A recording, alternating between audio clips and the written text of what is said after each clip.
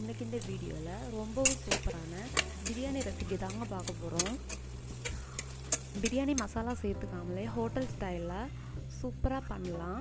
வீடியோவை ஸ்கிப் பண்ணாமல் பாருங்கள், அப்போ தான் பெர்ஃபெக்டாக பண்ண முடியும். Hello friends, welcome back our channel. நம்ம சேனலை சப்ஸ்கிரைப் பண்ணாதவங்க சப்ஸ்கிரைப் பண்ணி வச்சுக்கோங்க. இன்றைக்கி நான் 1/2 கிலோ பிரியாணி ரைஸ் எடுத்திருக்கேன். நல்லா வாஷ் பண்ணிவிட்டு முழுகிற அளவுக்கு தண்ணி விட்டு ஃப்ரிட்ஜில் வச்சுக்கோங்க. இல்லைன்னா ஐஸ் வாட்டர் கூட விட்டு 1/2 மணி நேரத்துக்கு வச்சுக்கலாம். இப்போ நம்ம குக்கரில் பண்ணுறோம்.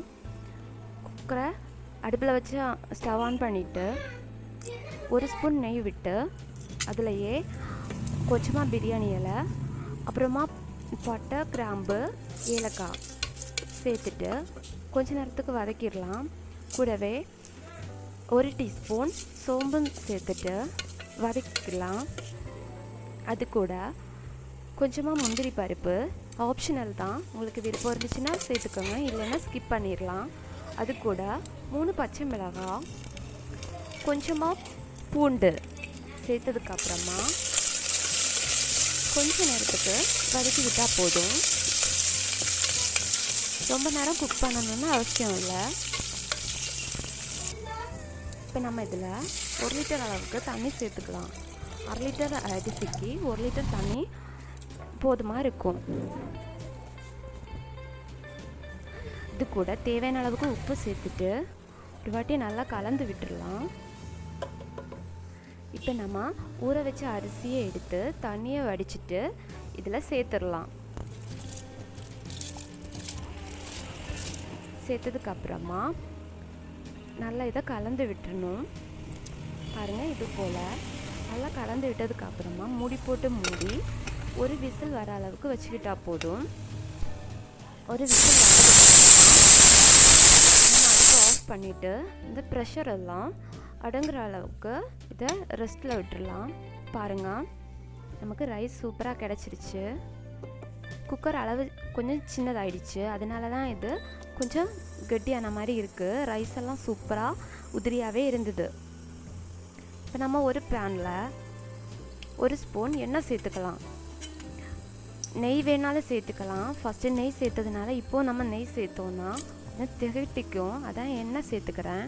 அதுலேயே கொஞ்சமாக பிரியாணி இலையும் சேர்த்துட்டு 2 பெரிய சைஸ் வெங்காயத்தை கட் பண்ணி இதில் சேர்த்துக்கிறேன். கொஞ்ச நேரத்துக்கு வெங்காயம் வேகிற வரைக்கும் இன்னுமே வதக்கிக்கலாம். இந்த மாதிரி கலர் சேஞ்ச் ஆகி நல்லா ப்ரௌன் கலர் வர வரைக்கும் நம்ம இதை வதக்கிக்கலாம். பாருங்கள், இது போல் நல்லா இது வேகணும். இப்போது நம்ம இதில் 1/2 ஸ்பூன் அளவுக்கு நான் மிளகாத்தூள் சேர்த்துக்கிறேன். அது கூடவே 1 ஸ்பூன் தனியாத்தூள். இப்போ இதில் 1/2 ஸ்பூன் கரம் மசாலா, அப்புறமா ஒரு 1/2 ஸ்பூன் அளவுக்கு மஞ்சள் தூள். இப்போ இது 1 ஸ்பூன் ஒரு தக்காளியை மிக்சியில் அரைச்சு பேஸ்ட் பண்ணி இதில் சேர்த்துக்கலாம். இப்படி பண்ணுறதுனால நமக்கு திக்கான கிரேவி கிடைக்கும். அதுக்காக தான் இப்படி பண்ணுறோம். பாருங்கள், நமக்கு நல்ல திக்கான கிரேவியாக கிடச்சிருச்சு. டேஸ்ட்டும் சூப்பராக இருக்கும். இது கூடவே 1/2 ஸ்பூன் இஞ்சி பூண்டு பேஸ்ட்டு சேர்த்துடலாம். அவ்வளோதாங்க, நமக்கு மசாலா இவ்வளோதான். இன்றைக்கி நான் 4 முட்டை எடுத்திருக்கேன். முட்டையை கத்தி வச்சு லைட்டாக கீறி விட்டுக்கணும். நான் அப்படி பண்ணாததுனால ஒரு ஃபோர்க் வச்சு இந்த மாதிரி ஹோல் போட்டுக்கிறேன். அப்போ தான் அந்த மசாலா எல்லாம் முட்டையிலையும் இறங்கி டேஸ்ட்டு சூப்பராக இருக்கும். ஃபஸ்ட்லேயே நம்ம கீறி விட்டுட்டோம்னா இப்படி பண்ண தேவையில்லை. பாருங்கள், இது போல் இந்த மாதிரி பண்ணிவிட்டு நல்லா மிக்ஸ் பண்ணிடலாம். பாருங்கள், நல்லா கலந்து விட்டதுக்கப்புறமா தேவையான அளவுக்கு உப்பு இதில் சேர்த்துட்டு கலந்து விட்டுடலாம். அப்புறமா 1/2 கிளாஸ் அளவுக்கு தண்ணி போடும். 1 கப்பு தண்ணி சேர்த்துட்டு இந்த மாதிரி நல்லா கலந்து விட்டுறணும். அது கூடவே ஒரு பாதி எலுமிச்சம்பழத்தை பிழிஞ்சு இதில் நம்ம சேர்த்துடலாம். அப்புறமா ஒரு மூடி போட்டு மூடி ஒரு 2 நிமிஷத்துக்கு குக் பண்ணிடலாம்.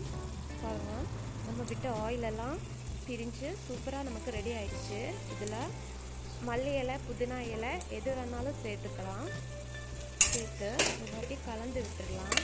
அவ்வளோதாங்க, நமக்கு எக் பிரியாணியோட கிரேவி சூப்பராக ரெடி ஆயிடுச்சு. ரொம்பவும் டேஸ்ட்டாக இருக்குங்க. ஹோட்டலில் நம்ம சாப்பிட்ற அதே டேஸ்ட்டு இதுலேயும். இப்போ நம்ம குக் பண்ண ரைஸ் இதில் சேர்த்துக்கலாம். ரைஸ் எல்லாம் ரொம்ப உதிரியாக தாங்க இருக்குது. பாருங்கள், இந்த மாதிரி எல்லா ரைஸையும் சேர்த்ததுக்கப்புறமா நம்ம இதில் போட்டிருக்கோம் இல்லையா முட்டை, அது உடையாத அளவுக்கு பார்த்து அடிப்பக்கமாக சேர்த்து இதை கிளறி எடுத்துடணும். பாருங்கள், இது போல் முட்டை உடையாமல் பார்த்துக்கோங்க. அவ்வளோதாங்க, நமக்கு பிரியாணி ரெடி ஆகிடுச்சு.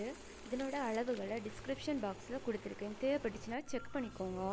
நீங்களும் உங்கள் வீட்டில் இந்த மாதிரி பிரியாணி செஞ்சு அசத்துங்க. உங்கள் எக்ஸ்பீரியன்ஸை எங்கிட்ட கமெண்டில் ஷேர் பண்ணுங்கள். இந்த வீடியோ பிடிச்சிருந்துன்னா லைக் பண்ணுங்கள், ஷேர் பண்ணுங்கள், மறக்காமல் சப்ஸ்கிரைப் பண்ணி வச்சுக்கோங்க. தேங்க்யூ.